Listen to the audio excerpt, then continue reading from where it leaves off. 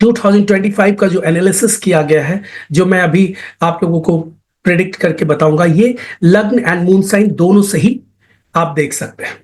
Okay, अगर आपका लग्न मेष है या मून साइन मेष है, तो ये आपको जो मैं अभी बता रहा हूं उस तरीके की घटना आपको 2025 में होने की संभावना है। जुपिटर, ओके, जुपिटर टॉरस से गोचर कर रहा है। जुपिटर जेमिनी में, ओके, जेमिनी में गोचर कर रहा है 2025 में।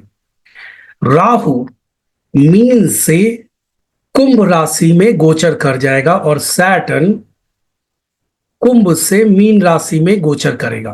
ओके, कुंभ से मीन राशि में गोचर कर जाएगा। केतु वर्गो से लियो साइन में गोचर करेगा। ओके, लियो साइन, ओके, मेजर प्लैनेट्स है, मेजर स्लो मूविंग प्लैनेट्स है। इसके बेसिस पर हम लोग यहां पर चेक करेंगे कि जातक के जीवन में किस तरीके की घटनाएं घटेगी। 2025 में जुपिटर टॉरस राशि से मिथुन राशि में चला जाएगा और केतु वर्गो से लियो में आ जाएगा। वही सैटर्न कुंभ से मीन में आएगा। ओके, कुंभ से मीन में आ जाएगा एंड राहु मीन से कुंभ में ट्रांजिट करेगा। सो आपको यहां पर इन प्लैनेट्स का दोनों साइन का इफेक्ट्स मिलेगा 2025 में। अगर हेल्थ वाइज कहा जाए, एरीज लग्न वाले जातक का हेल्थ वाइज कैसा स्थिति रहेगा 2025 में, तो यहां पर हेल्थ वाइज जातक को थोड़ा विशेष केयर करने की जरूरत है, खासकर उन लोगों को जिन लोगों को पहले से कोई क्रॉनिक डिजीजेस है। ओके, पहले से कोई क्रॉनिक डिजीजेस है तो उनको थोड़ा केयर करने की जरूरत है, क्योंकि डिजीज वाइज बीमारी ठीक होने में थोड़ा लंबा समय लग सकता है। ओके, सो आपको यहां थोड़ा सावधानी रखना पड़ेगा डिजीज को लेकर कि आपका एक्स्ट्रा अनवांटेड एक्सपेंडिचर ना हो एंड बीमारी ज्यादा प्रोलॉन्ग ना करे, इसके लिए केयर करने की जरूरत है। फैमिली एंड मैरिड लाइफ के बारे में अगर देखा जाए 2025 में, तो जिद को छोड़ना आपके लिए काफी बेहतर है फैमिली को बेहतर बनाने के लिए। ओके, किसी भी तरीके का कोई भी जिद फैमिली लाइफ में ट्रबल दे सकता है। सो बेटर यह है, स्टबर्नेस अच्छी बात नहीं है, वहां पर थोड़ा केयर करने की जरूरत है। एंड पार्टनर मैरिड लाइफ को और बेहतर बनाने के लिए कम्युनिकेशन की जरूरत पड़ेगी। जितना ज्यादा आप बेहतर कम्युनिकेट कर पाएंगे अपने पार्टनर के साथ, उतना ही मिसअंडरस्टैंडिंग कम होगा। ओके, सो आपको ध्यान रखना होगा कि जो भी आप कार्य कर रहे हैं, वर्क कर रहे हैं अपने पार्टनर के साथ, अगर आप बिजनेस में हैं, बिजनेस पार्टनर आपका है, तो बिजनेस पार्टनर के साथ आप एक प्रॉपर कॉन्ट्रैक्ट बनाकर रखिए एंड एक दूसरे को इंफॉर्मेशन शेयर कीजिए।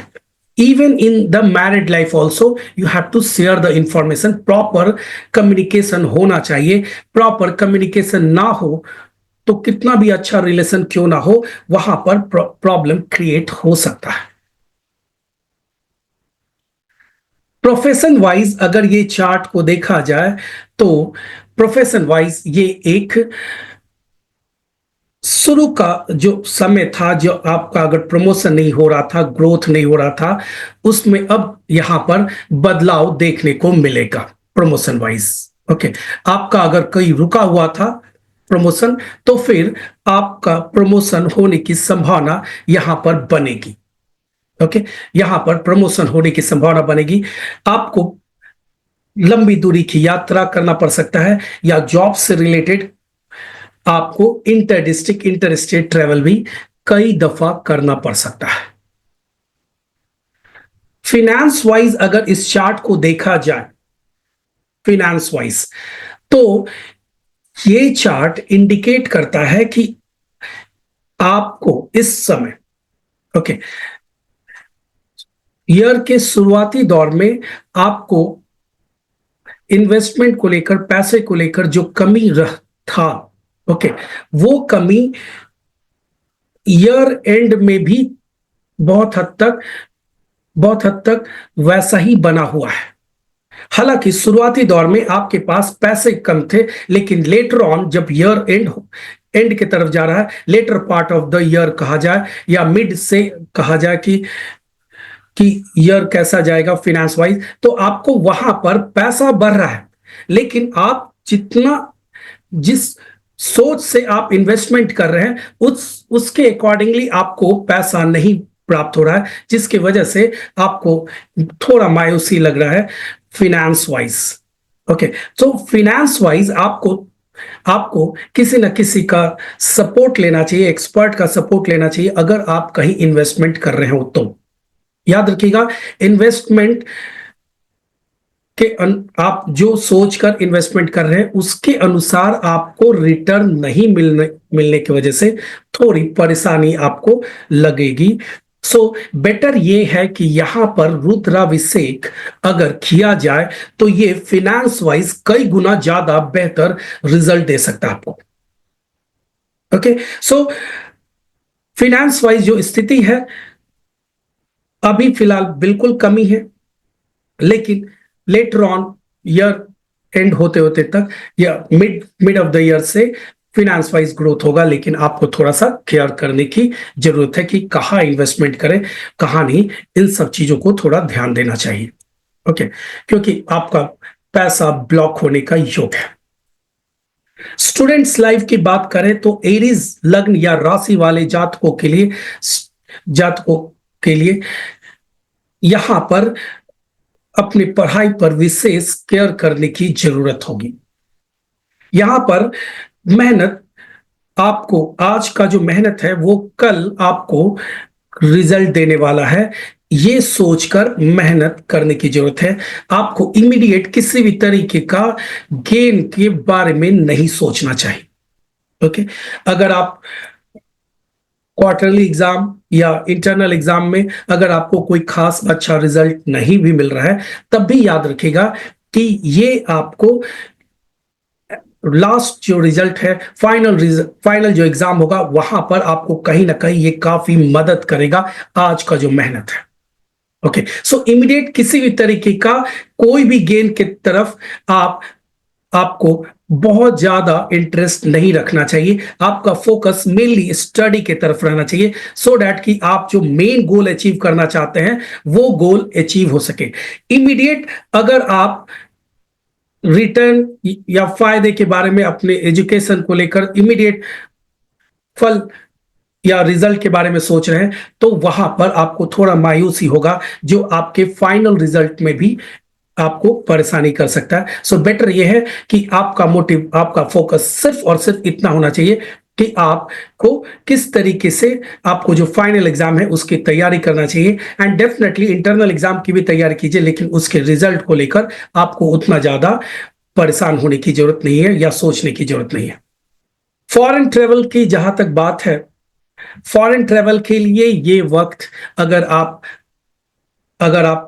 फॉरेन के लिए प्रयासरत हैं, फॉरेन ट्रेवल करना चाहते हैं, मेष राशि वाले, एंड आपके नेटल चार्ट भी, आपका जन्म कुंडली भी सपोर्ट करता है, तो ये वक्त अच्छा है फॉरेन ट्रेवल करने के लिए।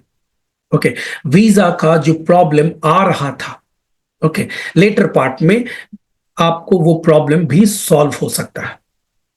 सो अगर आपको किसी कारणवश वीजा नहीं मिल रहा था, या ईयर एंड में, ईयर बिगनिंग में अगर आपको वीजा से रिलेटेड कोई प्रॉब्लम आएगा, तो याद रखिएगा फ्रॉम द मिड 2025 से समय फॉरेन ट्रेवल के लिए आपके लिए फेवरेबल हो जाएगा, एंड यहां फॉरेन ट्रेवल आपको करने के लिए काफी अच्छा समय मिल पाएगा।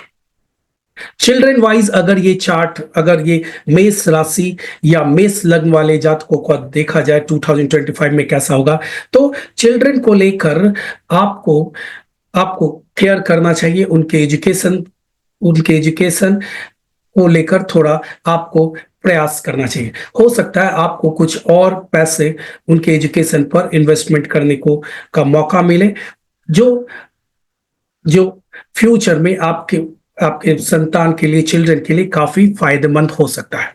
ओके, सो किसी भी तरीके का इन्वेस्टमेंट का इमीडिएट अगर आप अपने संतान के एजुकेशन पर या किसी कोचिंग इंस्टीट्यूट्स के ऊपर आप अपने संतान के लिए कोई खर्च कर रहे हैं, तो यहाँ पर अच्छा है, आपको फ्यूचर में इसका इफेक्ट मिलेगा। शुरू का जो इनिशियल जो ग्रोथ है वो उतना ज़्यादा फायदेमंद नहीं है, लेकिन लेटर ऑन धीरे धीरे आपको यहाँ पर फायदा दिखता चला जाएगा उस इन्वेस्टमेंट का।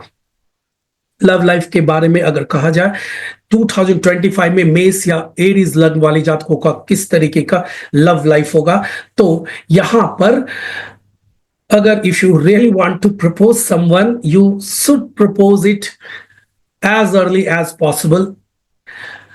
इफ यू आर वेटिंग कि आप लेटर पार्ट में आप प्रपोज करना चाहते हैं, तो यहां स्थिति उतनी अच्छी नहीं रहेगी। हालांकि लव लाइफ के मामले में अगर देखा जाए तो कोई रुकावट जो पहले बहुत बढ़ा हुआ था, जो सेपरेशन था, उसमें अब इंप्रूवमेंट होने की संभावना बढ़ेगी। सो 2025 में अगर लव लाइफ के बारे में कहा जाए मेष लग्न या एरीज राशि वाले जातकों के लिए, तो ये बेटर स्थिति होगी पहले के मुकाबले, लेकिन जो रिलेशनशिप में वार्मनेस है उसमें कमी रहेगा। ओके, सो आपको यहां पर एक बात की सावधानी रखनी पड़ेगी कि आपको अपने पार्टनर के प्रति थोड़ा केयर रखना चाहिए एंड एक दूसरे से प्रॉपर कम्युनिकेशन करना, एक दूसरे को समझना, यह आपके लव लाइफ को बेहतर बना सकता है। लिटिगेशन का अगर मामला चल रहा हो, ओके, किसी भी तरीके का कोर्ट कचहरी का मामला चल रहा हो, मेष लग्न वाले जातक या एरीज लग्न वाले या राशि वाले जातकों को, तो ये ईयर 2025 आपके लिए एक बेहतर अवसर लाएगा। कोई भी जो कोर्ट केस चल रहा है उसमें इंप्रूवमेंट, जो अभी तक कोई भी रिजल्ट नहीं आ रहा था, बेवजह का वो डिले हो रहा था, अब उसमें कहीं ना कहीं आपको एक अच्छा मूवमेंट देखने को मिलेगा जो आपके लिए फेवरेबल हो सकता है। सो आपको अगर लिटिगेशन का मामला है, कोर्ट कचहरी का मामला है, तो उन सब चीजों को हेड ऑन लेकर उसको जल्द से जल्द ठीक करने की जरूरत है। ओके, यहां आपके फेवर में रिजल्ट आ सकता है। रेमेडीज की बात मैं करूं कि अगर मेष लग्न वाले जातकों को रेमेडीज में क्या करना चाहिए जिससे कि 2025 और बेहतर बन सके, सो रुद्राभिषेक मेष लग्न वाले जातकों के लिए एक्सलेंट रहेगा। आप चाहें तो एवरी क्वार्टर, एवरी 4 मंथ पर एक बार रुद्राभिषेक करवा सकते हैं। इट्स ऑल डिपेंड कि आपको या तो 6-6 महीने पर करवा लीजिए या क्वार्टरली करवा लीजिए, it's all depend on you. संभव हो तो क्वार्टरली करवाइए, अन्यथा 6 मंथ पर भी अगर आप यहां पर रुद्राभिषेक करवाते हैं तो ये आपके फिनेंस, हेल्थ, इन सभी जगह पर आपको मदद करेगा, मेजर हर्डल्स को रोकेगा। ओके, मेजर हर्डल्स को रोकेगा। एक बात याद रखिएगा, लव लाइफ के बारे में मैं आपको एक बात और कह दूं कि आपको थोड़ा अधिक प्रयास करना पड़ेगा। ओके, अधिक प्रयास करना पड़ेगा। सेपरेशन खत्म तो होगा, लेकिन आपको थोड़ा विशेष केयर लेते रहना पड़ेगा अपनी लव लाइफ को बेहतर बनाए रखने के लिए इस 2025 में।